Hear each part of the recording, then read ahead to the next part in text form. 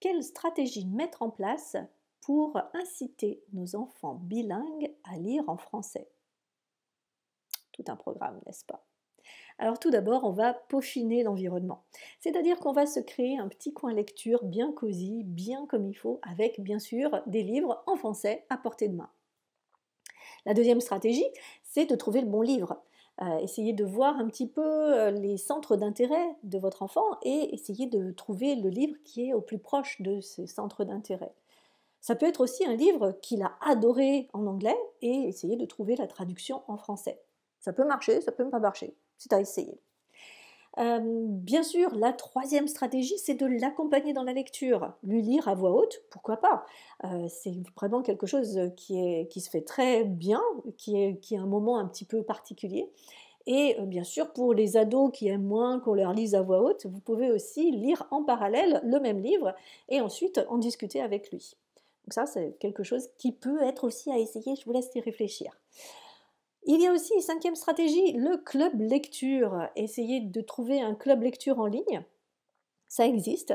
Vous pouvez aussi vous rapprocher des influenceurs, si vous tapez le hashtag BookTok ou Bookstagram ou Livestagram, vous allez trouver des influenceurs qui vont faire des chroniques de lecture et qui vont vous inviter l'enfant à découvrir plein de livres différents, des livres auxquels vous n'auriez peut-être pas pensé. Donc ça aussi, c'est des choses à suivre.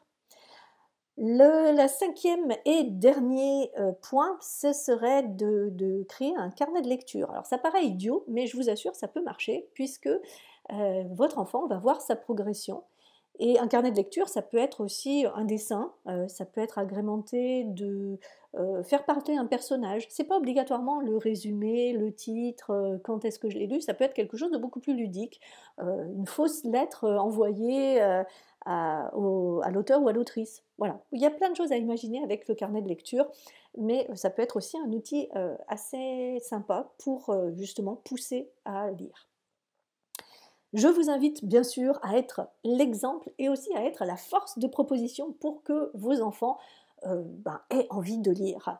Toutes ces stratégies sont à essayer. Je vous propose en commentaire de me faire un petit coucou et de me dire celles qui marchent chez vous et peut-être d'en rajouter des nouvelles si vous avez des idées qui viennent aussi.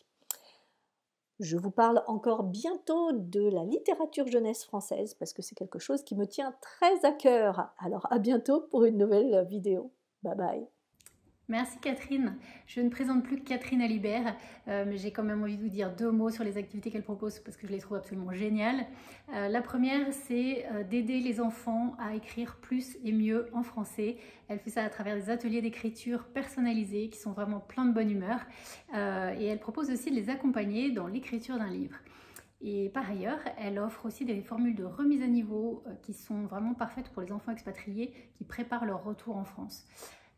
Vous trouverez tous ces services sur son site, je vous le mets en descriptif de cette vidéo. À bientôt!